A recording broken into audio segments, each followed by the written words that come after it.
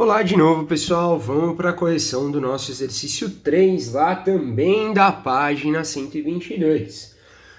Lembrando, gente, nesse período de quarentena é muito importante você ter uma rotininha ali, ter períodos para estudo, ter um horário determinado para estudo, ter um horário determinado para acordar. Eu sei que é muito bom dormir até o horário que a gente quer, mas quando a gente fica dormindo até o horário que a gente quer, a gente perde um pouquinho da nossa rotina, né? Então é bem importante a gente ter um horário para acordar, ter um horário para estudar, ter horário para almoçar, para como se a gente estivesse tendo a nossa vida normal, só que trancado dentro de casa, obviamente, né? Aproveita que tá em casa, além de estudar, coloca aquela série do Netflix em dia que você estava sempre querendo assistir, mas estava sempre enrolando ali por falta de tempo.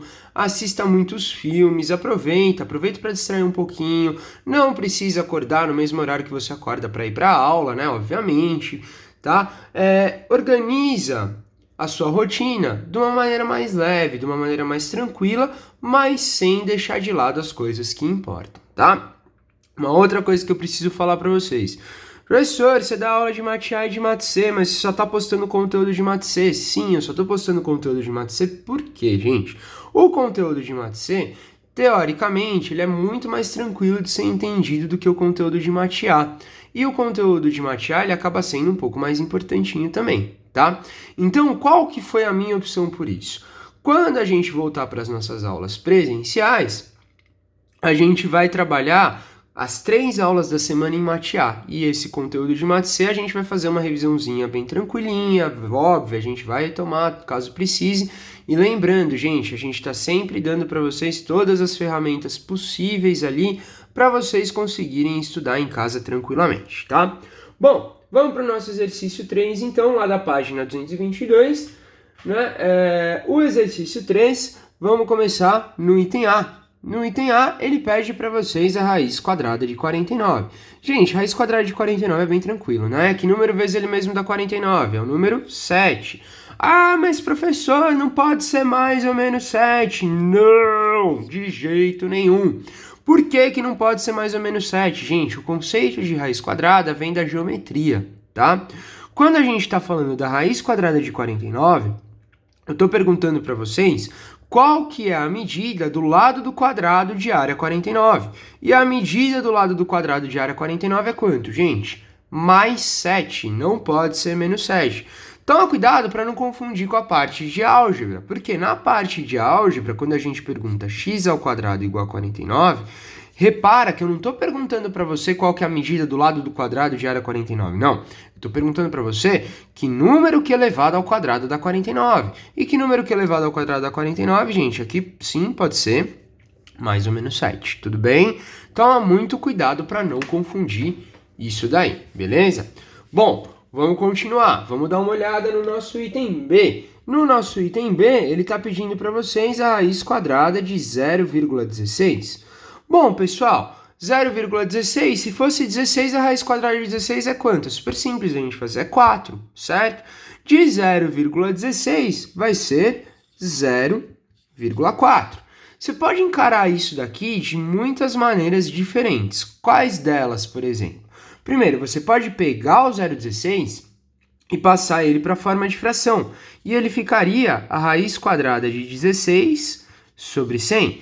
Lembrando que quando a gente joga um número decimal para fração, a gente copia o número sem a vírgula, nesse caso é 16, e no denominador a gente coloca a quantidade de zeros que vão ser a quantidade de casas decimais. Então, quantas casas decimais você tem aqui? 2. Quantos zeros você vai colocar? 2 zeros. Tudo bem, gente? Sim? Ótimo.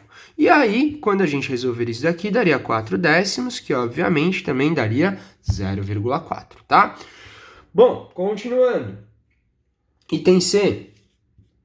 Raiz cúbica de 125. Bom, gente, raiz cúbica de 125 é 5. 5 vezes 5 é 5 vezes 5, 25. 25 vezes 5, 125. Ah, professor, mas e se eu não souber de cabeça? O que eu posso fazer? Fatore, beleza? Fatore. Sempre, sempre, sempre. Ficou na dúvida, fatore. Então, ó, pega o 125 e arma lá a fatoração. Lembrando que o que é uma fatoração? São sucessivas divisões sempre por números primos. 125 dá para dividir por 2? Não, porque ele não é um número par. Por 3 também não, porque a soma deles, não dá um múltiplo de 3. 1 mais 2, 3, 3 mais 5, 8, e 8 não é múltiplo de 3. Ele vai dar por 5. 125 dividido por 5, 25. 25 também dá por 5, que vai ficar 5, e finalmente por 5, que vai ficar 1. Como a gente está trabalhando com uma raiz cúbica, o que isso significa? Que do trio, eu tiro um cara de dentro da raiz. Logo, a raiz cúbica de 125 é igual a 5, certo? Bom, vamos continuar. Vamos dar uma olhada no nosso item D. No item D, ele pede a raiz cúbica de menos 8. Raiz cúbica de menos 8, que número que vezes ele mesmo 3 vezes resulta em menos 8? Menos 2. Mas, professor, eu lembro que o radicando não pode ser negativo. Lembrando, o radicando é o cara que fica dentro da raiz, tá legal, gente? Bom, o radicando ele não pode ser negativo quando a gente trabalha com raízes de índice par. Por exemplo, se eu tivesse perguntado para vocês a raiz quadrada de menos 49, isso daqui não pertence ao mundo dos números reais. No terceiro ano do ensino médio, vocês vão trabalhar com números complexos e vão ver que isso daqui é possível, igual está marcado lá nos slides de vocês. Mas, a princípio, para a gente, isso não existiria. Agora, quando a raiz é de índice ímpar, meu radicando pode sim ser negativo. Afinal de contas, vamos retomar um pouquinho. Menos 2 elevado ao cubo é igual a menos 2 vezes menos 2 vezes menos 2. Menos vezes menos mais vezes menos, menos, 2 vezes 2, 4 vezes 2, 8, Resumindo, o cara que está lá dentro é menos 8, e assim a raiz cúbica de menos 8 é igual a menos 2. Tudo bem, gente, até aqui? Sim? Dá um tempinho para vocês digerirem, para vocês copiarem aí, e aí a gente vai para os próximos itens.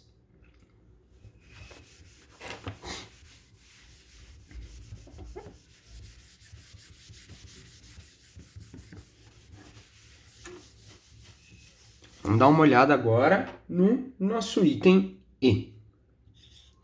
No E, ele pede para vocês a raiz quarta de 1 sobre 10.000. Bom, gente, a raiz de qualquer índice de 1 sempre vai ser 1. Por quê? Que número que elevado à quarta dá 1? 1. Que número que elevado à quinta dá 1? 1. Que número que elevado a 100 dá 1? 1. Agora, a raiz quarta de 10.000, caso você não se ligue, você pode fatorar. E você vai verificar que aqui embaixo vai dar 10. Por quê? 10 elevado à quarta é igual a 10.000. 10 vezes 10, 100. 100 vezes 100, 10.000. Beleza? Vamos ver o próximo item. Item F. Raiz quinta de menos 1. Bom, gente, de novo, índice ímpar. Tem algum problema o radicando ser negativo? Não tem, tá? Só quando o índice é par. Sendo assim, a raiz quinta de menos 1, que número que elevado à quinta dá menos 1? Menos 1. Acabou. Item G. No item G, ele pede para vocês a raiz quadrada de 3 menos raiz de 2 ao quadrado. Eu sei que é muito comum você pensar que basta você cortar e copiar o resultado para dar a resposta certa. Isso está errado. Por que está errado? Bom, vamos voltar lá no nosso item A, quando ele perguntava para vocês a raiz quadrada de 49. E a raiz quadrada de 49, eu falei para vocês que era 7 e não menos 7. Por que era mais 7? Porque o conceito de raiz quadrada vem de novo de geometria. Ele está perguntando aqui qual que é a medida do lado do quadrado de área 49. Em outras palavras, sempre que eu estiver trabalhando com uma raiz de índice par, é necessário que o meu resultado seja um resultado positivo, certo? Sendo assim, vamos voltar para o nosso exercício. A gente está trabalhando com uma raiz de índice par, certo? Sendo assim, eu posso cortar a raiz com quadrado? Pode, com uma condição. Você vai colocar o seu radicando dentro do módulo e vai fazer a análise para ver se esse número é um número positivo ou um número negativo. Professor, mas como que eu vou fazer isso? Com valores aproximados mesmo. Quer ver?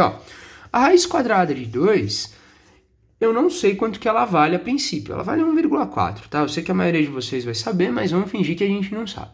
Mas eu sei que ela é um número entre 1 e 2. Por que que eu sei que ela é um número entre 1 e 2? Porque a raiz quadrada de 1 é 1 e a raiz quadrada de 4 é 2. Resumindo, 3 menos um valor que está entre 1 e 2 vai dar um número positivo ou negativo? Vai dar um número positivo. Sendo assim, basta eu copiar. E essa é a minha resposta, tá? Toma muito cuidado, porque quando você faz a análise do seu item H, olha lá, a história muda um pouquinho. Você vai ter a raiz quadrada da raiz de 2 menos 3 ao quadrado. Vamos retomar um pouquinho. Se eu simplesmente cortasse aqui e não colocasse na forma de módulo, isso daqui ficaria a raiz de 2 menos 3, certo? Bom, raiz de 2, 1,4 aproximadamente. 1,4 menos 3 menos 1,6. Esse valor aqui seria negativo. Eu não posso ter a raiz de índice par um resultado negativo. Então eu coloco esse cara dentro de módulo. Beleza, professor. Mas como que eu faço para deixar esse módulo positivo? Eu simplesmente inverto os valores. E isso daqui vai ficar 3 menos a raiz de 2. Mas, professor, como que eu sei que isso é válido? Presta atenção aqui no cantinho, ó. Vamos lá. Se eu tivesse o módulo de 3 menos 1, módulo de 3 menos 1 seria módulo de 2, que é igual a 2. E o módulo de 1 menos 3, gente, quanto que seria? 1 menos 3 menos 2, que dá igual também a quanto? A 2. Então, repara. Ficou fora aqui do foco, né? Só para mostrar aqui para vocês, tá? Desculpa, ó. Repara que se eu simplesmente inverter esses dois caras, 3 menos 1 vai dar o meu resultado positivo. Sendo assim, se você simplesmente inverter os caras aqui de baixo, seu resultado também vai ser positivo. Tudo bem, gente? Então é isso. Qualquer dúvida, lembra do e-mail. Até a próxima. Já já eu solto mais um vídeo corrigindo mais um exercício.